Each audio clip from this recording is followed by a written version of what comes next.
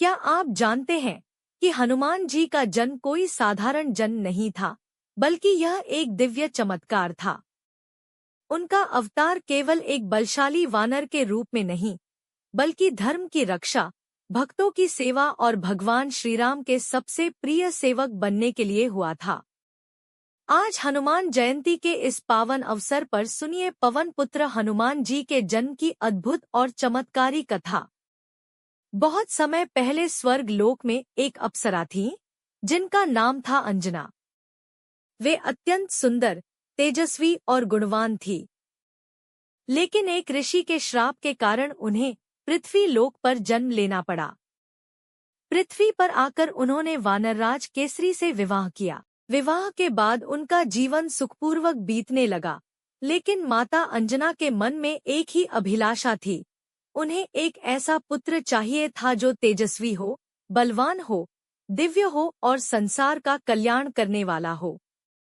इस इच्छा को लेकर माता अंजना ने भगवान शिव की कठोर तपस्या शुरू कर दी। वे दिन रात पूर्ण श्रद्धा और भक्ति के साथ भगवान शिव का ध्यान करती और प्रार्थना करती, हे महादेव, मुझे ऐसा पुत्र दीजिए जो आपके समान पराक्रमी, तेजस्वी और लोक कल्याणकारी हो। माता अंजना की कठोर तपस्या और सच्ची भक्ति से भगवान शिव अत्यंत प्रसन्न हुए। उन्होंने प्रकट होकर कहा, हे अंजना, तुम्हारी भक्ति से मैं प्रसन्न हूँ। मैं स्वयं अपने अंश से तुम्हारे पुत्र रूप में अवतरित होऊंगा। उसी समय अयोध्या में राजा दशरथ पुत्र प्राप्ति के लिए पुत्रेष्टि यज्ञ करवा रहे थे। यज्ञ की पूर्णाहुति के बाद अग्निदेव ने उन्हें दिव्य खीर प्रदान की, जिसे राजा दशरथ ने अपनी रानियों कौशल्या, कैकेयी और सुमित्रा को प्रसाद के रूप में दिया। कथा के अनुसार उसी दिव्य प्रसाद का एक अंश पवन देव के माध्यम से माता अंजना तक पहुंचा। माता अंजना ने उसे ईश्वर का प्रसाद मानकर श्रद्धा से ग्रहण किया।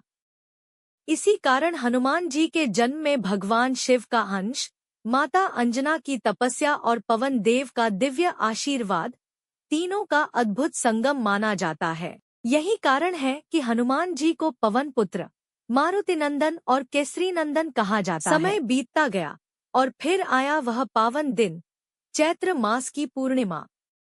वातावरण अत्यंत मंगलमय था। चारों ओर दिव्य प्रकाश फैला हुआ था।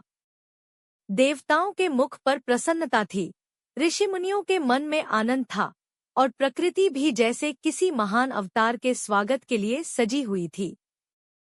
उसी शुभ क्षण में माता अंजना ने एक दिव्य बालक को जन्म दिया। उस बालक के शरीर से अद्भुत तेज प्रकट हो रहा था। उसकी आंखों में अलौकिक चमक थी, मुखमंडल पर अनुपम आभा थी और शरीर में जन्म से ही अपार बल दिखाई देता था। देवताओं ने आकाश से पुष्प वर्षा की। ऋषि मुनियों ने कहा, यह कोई साधारण बालक नहीं है। यह आगे चलकर धर्म की रक्षा करेगा, अधर्म का नाश करेगा और भगवान विष्णु के श्रीराम अवतार का सबसे बड़ा सेवक बनेगा। वही दिव्य बालक आगे चलकर श्री हनुमान जी के नाम से विख्यात हुआ। बचपन से ही हनुमान जी अत्यंत चंचल, नटखट और अपार शक्ति से भरपूर थे। उनके भीतर दिव्यता के साथ साथ बाल सुलभ मासूमियत भी थी। एक दिन प्रातःकाल जब सूर्योदय हो रहा था, तब बालक हनुमान ने आकाश में चमकते हुए लाल लाल सूर्य को देखा। उन्हें लगा कि आकाश में कोई सुंदर, चमकीला और मीठा फल उगा है। बालक हनुमान को भूख लगी थी, इसलिए उन्होंने सोचा कि क्यों न उस फल को खा लिया जाए। बस फिर क्या था, वे अपनी अद्भुत शक्ति के साथ आकाश की ओर उछल पड़े। वे इतनी तेजी से ऊपर बढ़ने लगे कि देवता भी यह दृश्य देखकर आश्चर्यचकित रह गए। वे सूर्य देव के निकट पहुंचने लगे और ऐसा प्रतीत होने लगा कि वे सचमुच सूर्य को निगल लेंगे। यह देखकर देवराज इंद्र चिंतित हो उठे। उन्हें लगा कि यदि बालक हनुमान ने सूर्य को निगल लिया तो सृष्टि का संतुलन बिगड़ जाएगा।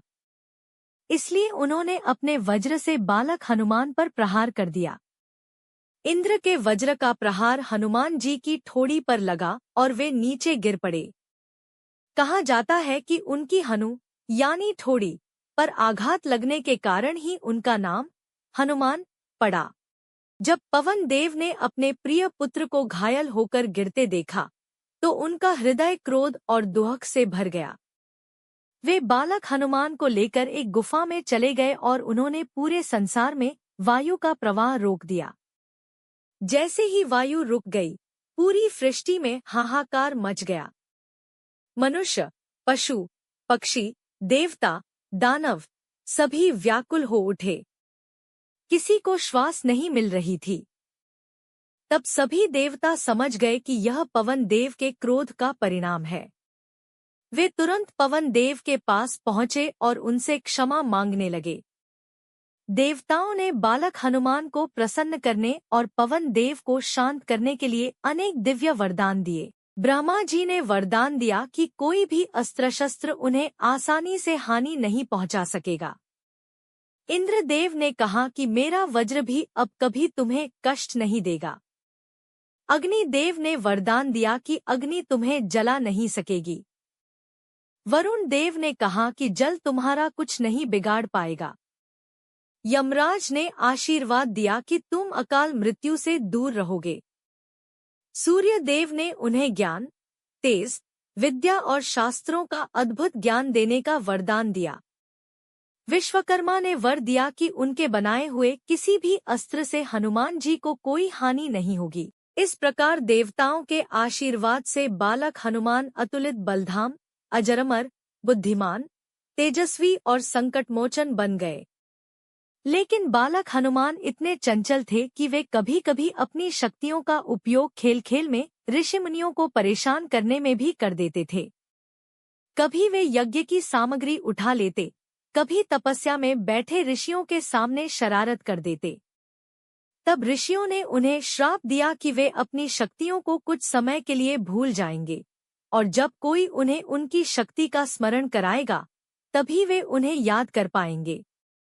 यही कारण है कि बाद में जामवंत जी ने समुद्र पार करने से पहले हनुमान जी को उनकी शक्तियों का स्मरण कराया था। हनुमान जी का जन्म केवल शक्ति प्रदर्शन के लिए नहीं हुआ था।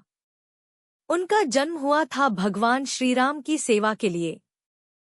आगे चलकर वही हनुमान जी श्रीराम के सबसे प्रिय भक्त बने। उन्होंने माता सीता की खोज की, समुद्र लांघा, लंका में प्रवेश किया, अशोक वाटिका में माता सीता को श्रीराम का संदेश दिया, रावण की स्वर्ण लंका को जला डाला और युद्ध के समय संजीवनी बूटी लाकर लक्ष्मण जी के प्राण बचाए। इसीलिए हनुमान जी को केवल एक देवता नहीं बल्कि भक्ति, सेवा, समर्पण, निष्ठा, साहस और अटूट विश्वास का प्रतीक माना जाता है। हनुमान जयंती हमें यह सिखाती है कि जीवन में यदि शक्ति हो तो उसके साथ विनम्रता भी होनी चाहिए, यदि ज्ञान हो तो उसके साथ सेवा भी होनी चाहिए और यदि भक्ति हो तो उसके साथ समर्पण भी होना चाहिए। हनुमान जी हमें सिखाते हैं कि सच्चा बल वही है जो धर्म की रक्षा करे, कमजोरों की सहायता करे और अपने आराध्य के चरणों में समर्पित रहे। तो आइए हनुमान जयंती के इस पावन अवसर पर हम सब मिलकर प्रार्थना करें। हे पवन पुत्र हनुमान, हमें भी अपने जैसा साहस, अपनी जैसी भक्ति, अपनी जैसी निष्ठा और अपनी जैसी सेवा भावना प्रदान कीजिए। हमारे जीवन के सभी संकट दूर कीजिए और हमारे हृदय में श्रीराम नाम की ज्योति सदैव प्रज्वलित रखिए। जय बजरंग बली। जय हनुमान। जय श्री राम।